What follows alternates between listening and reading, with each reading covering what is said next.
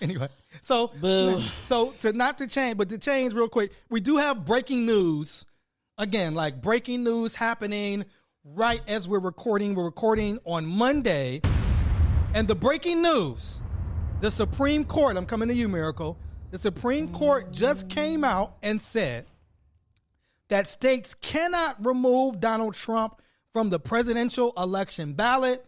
Colorado removed Trump from the ballot. Then a judge in Illinois just removed Trump from the ballot. According to the Supreme Court, they're saying they can't do, and this was a 9-0 decision, right? It wasn't crazy. 5-4. No, it's not, because y'all 9-0. don't listen to me on this podcast. Okay. Can we we're listening now, Miracle. All ears are on you now, Miracle. Should I do it? I'm gonna do it. This is him right now. Before I come to you, Miracle, it says the ruling means no other state can bar Trump or any other candidate from the presidential ballot by invoking the insurrection clause in the Constitution.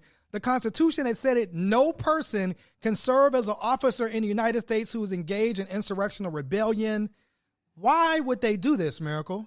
Because it hasn't been convicted. Oh, okay. It is the same reason why police officers are able to get rehired and transferred until they have a conviction. When the United States government had a chance to impeach Donald Trump, they basically said, we're not going to do this. We don't want to deal with it. Right. It's divisive. Yes. It's tearing the nation apart. Right. Because they refused to impeach him and convict him, he was no longer barred from running for office. Mm-hmm. Does his conduct rise to the level of engaging in an insurrection? Yes. Does his conduct rise to the level of lying about national security? Yes. Does his conduct rise to the level about sharing secrets that were not supposed to be shared?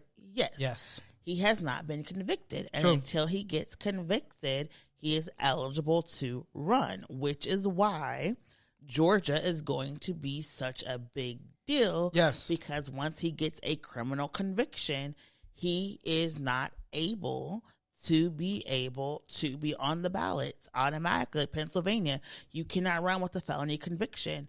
It is barred. Oh, wow. So that is why we see what's going on with Fannie Lewis, in Atlanta. Fannie Willis? Whatever her name is. I don't care about her. We see them trying to really stop the Georgia prosecution. True. Because if he gets convicted, this is mute because he has a criminal conviction. What if he gets convicted after the election? Well, he's and president. Like if he wins, right? yeah. I mean, and that's the question. Can he pardon himself? Can he pardon himself? We don't know. Right? It's going to be. You can't pardon yourself for a state. Oh, thing. right. The governor could probably pardon him and be fine, but because you're eligible at the time, it would still be fine. In Pennsylvania, unless he wins like Pennsylvania, it won't be an issue because Pennsylvania will probably go on to somebody else. Right. But there will then be a legal challenge because you have to not only at your time of election, but actually at your time of like confirmation, swearing in, still has to be eligible. And so it has, Pennsylvania in the past has like, oh, you won, congratulations. Yes.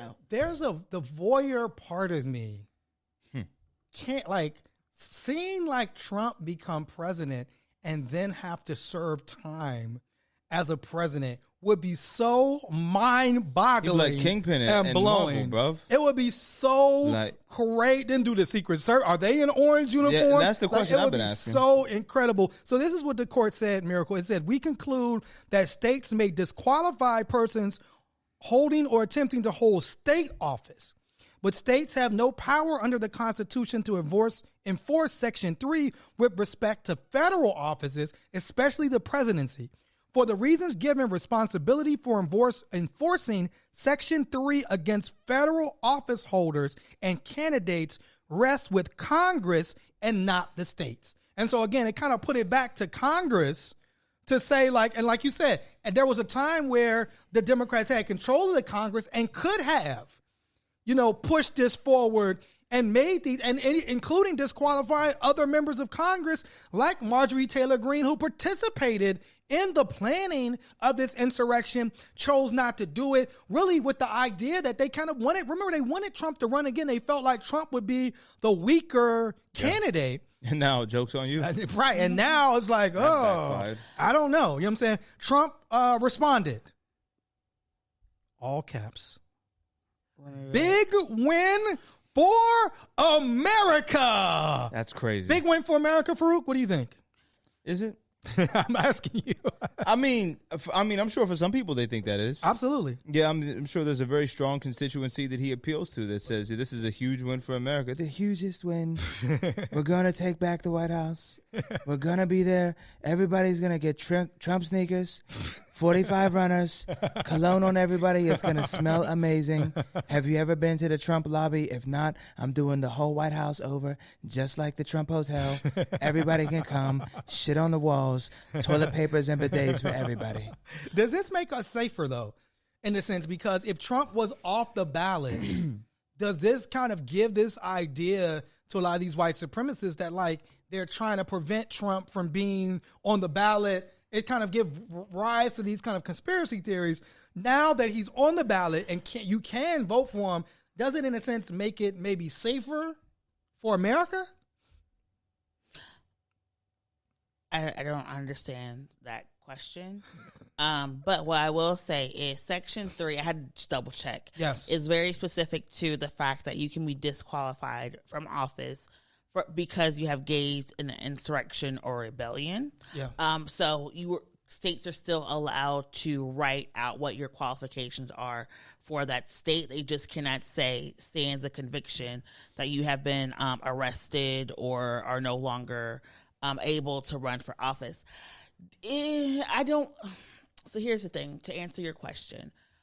I honestly do not know if Trump being on the ballot makes us safer, because there is a contingent of pro-Trump people who believe that unless he wins, no election is legitimate. And so I don't know if this makes us safer. It just means that we have to deal with him for a little while longer.